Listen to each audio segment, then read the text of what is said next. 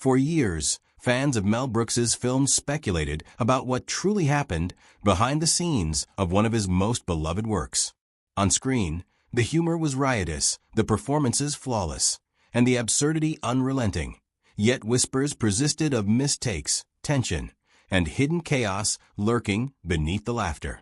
Was it a case of artistic clashes, a director at odds with his team, or a studio struggling to contain Brooks's untamed imagination? After decades of curiosity, Brooks has finally addressed these rumors, and his revelations completely upend long-held assumptions. Far from scandalous, the truth offers an unexpected depth, shedding light on a production where comedy thrived without the usual drama, destruction, or egos running amok. It is a story of a film set that defied conventions, proving that hilarity and collaboration could coexist seamlessly. Brooks's interest in the Robin Hood legend stretched back decades. By the early 1990s, he was firmly established as the preeminent creator of genre parodies. Blazing Saddles had revolutionized Western satire. Young Frankenstein had injected clever humor into classic horror, and Spaceballs had skewered science fiction with a knowing wink. Despite these successes, Robin Hood had remained elusive. In 1975, he attempted a small-scale television experiment with When Things Were Rotten, a slapstick sitcom retelling the adventures of Robin Hood and his merry band. Though Brooks's humor was unmistakable, the show lasted only 13 episodes on ABC. Critics were dismissive, audiences tuned out, and the project quietly faded into obscurity. Yet, Brooks never regarded the endeavor as a failure. Instead, he treated it as a learning experience, a dry run that would eventually inform a more ambitious, fully realized retelling of the Robin Hood story. He saw the failed sitcom as preparation, providing lessons on timing, parody, and what was required to make humor resonate on a larger scale. By 1991, Hollywood had produced Robin Hood, Prince of Thieves, starring Kevin Costner. The film was a commercial hit, but leaned heavily on earnest melodrama, with Costner's unmistakably American accent highlighting the disparity between historical legend and contemporary interpretation. For Brooks, this combination of seriousness and incongruity represented the perfect opportunity for satire. The concept for Robin Hood, Men in Tights, crystallized almost immediately. Now equipped with the experience, resources, and access to talented performers he lacked during the 1970s sitcom, Brooks envisioned a full-scale feature. He imagined musical sequences, choreographed sword fights, and a playful dialogue with the audience that invited viewers to participate in the joke. Unlike the hurried television effort, this film would allow Brooks to not just parody Robin Hood, but to reclaim and reshape the story with wit, irreverence, and unmistakable humor. Casting was central to Brooks's approach. His genius extended far beyond penning jokes or devising absurd scenarios. It lay in selecting actors capable of carrying the humor effortlessly. The role of Robin required a blend of charm, swashbuckling heroism, and a self-aware, comedic sensibility. Cary Elwes, who had recently captivated audiences in The Princess Bride, seemed ideal. Initially, Elwes believed Brooks's offer to join the project was a prank, possibly orchestrated by Jim Carrey impersonating the director. Only after repeated calls did he accept that the opportunity was real. For Elwes, working with a living legend was exhilarating and surreal. He brought not only impeccable comedic timing and charm, but also practical swashbuckling skills that helped fellow actors navigate complex swordplay sequences. By balancing absurdity with heroism, Elwes created a Robin Hood that audiences could genuinely root for, even amid chaos and parody. Unexpected talent emerged in the form of a 19-year-old Dave Chappelle, then performing stand-up in New York. Brooks initially sensed potential in the young comic, but required strong advocacy before fully committing. Chappelle's portrayal of Achoo, Robin's loyal and quick-witted sidekick, became instantly memorable. His comedic timing, natural improvisation, and ability to riff without breaking character added a distinct vitality to the film. Many of his now iconic lines, including the ad-libbed "bless you," were unscripted, yet they seamlessly fit the movie's rhythm.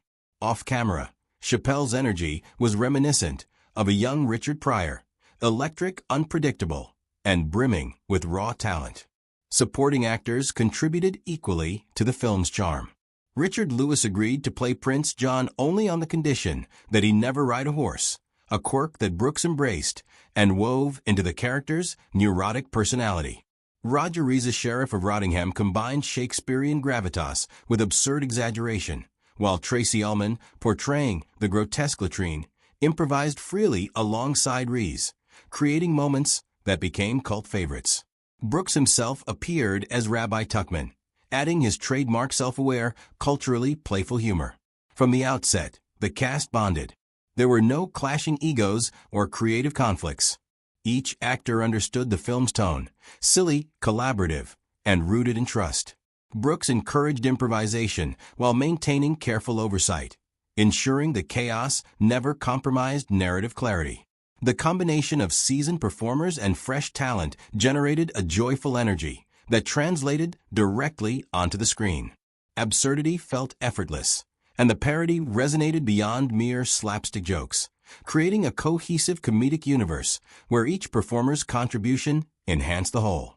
Action, physical comedy, and musical numbers were key elements of the production. Brooks insisted that swordplay appear authentic even while parodying heroic tropes.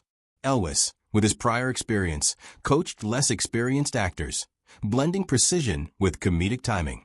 The duels, whether in grand banquet halls or atop precarious wooden bridges, incorporated slapstick chaos. Tables toppled, chairs shattered, characters flew through the air, yet every beat was intentional. Eric Allen Kramer's Little John, flailing helplessly in shallow water, subverted expectations, drawing uproarious laughter. Ordinary objects became comedic weapons.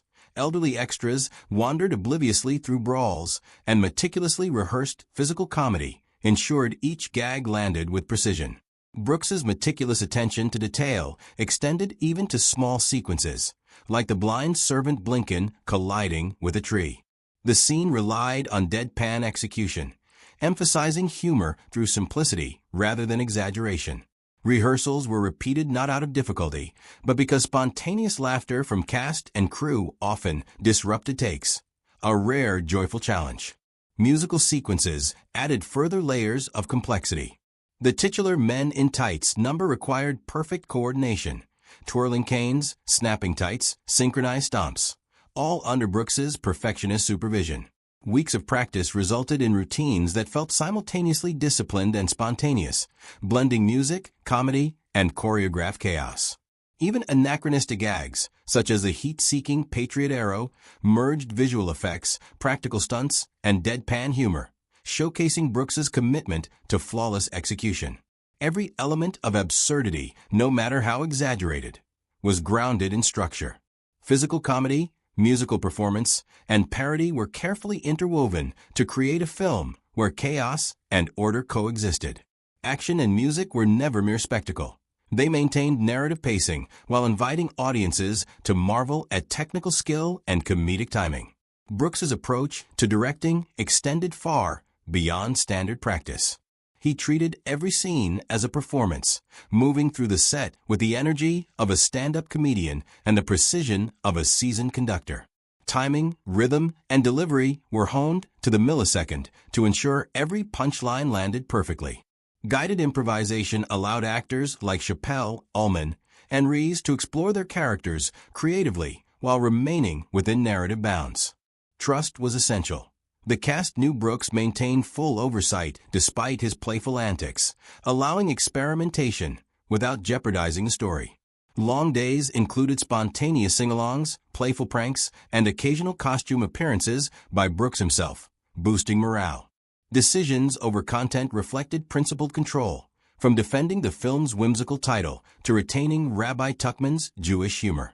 While many productions rely on tension and conflict to fuel creativity, Brooks achieved brilliance through encouragement, clarity, and collaboration. When Robin Hood, Men in Tights premiered in July 1993, it entered a cinematic landscape dominated by big-budget action spectacles, serious dramas, and edgier comedies. Brooks's old-school parody, featuring musical interludes and slapstick humor, initially felt anachronistic. Critics were lukewarm, often dismissing the film as juvenile or uneven. Comparisons to The Princess Bride were frequent but largely unfair, given Brooks's emphasis on chaos and farce over sentimentality. Audiences responded with warmth, though cautiously. Box office returns were modest, largely propelled by devoted Brooks fans and viewers curious to see Cary Elwes return to a swashbuckling role.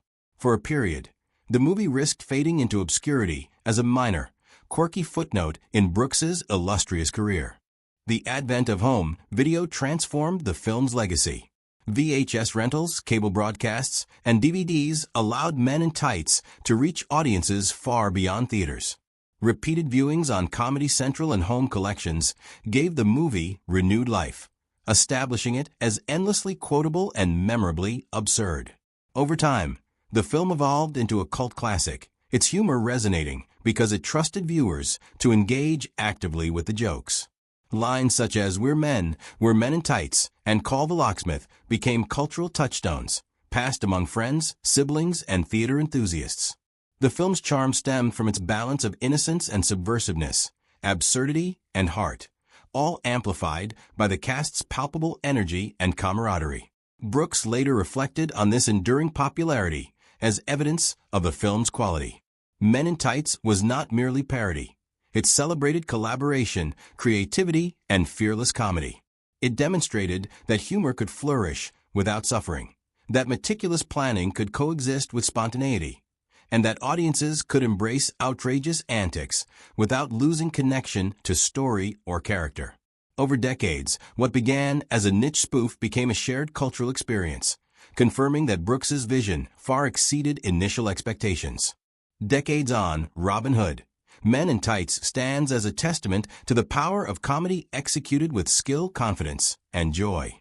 Brooks's accounts reveal a set free of scandal or conflict, driven by a director at the height of his creativity and a cast eager to embrace absurdity.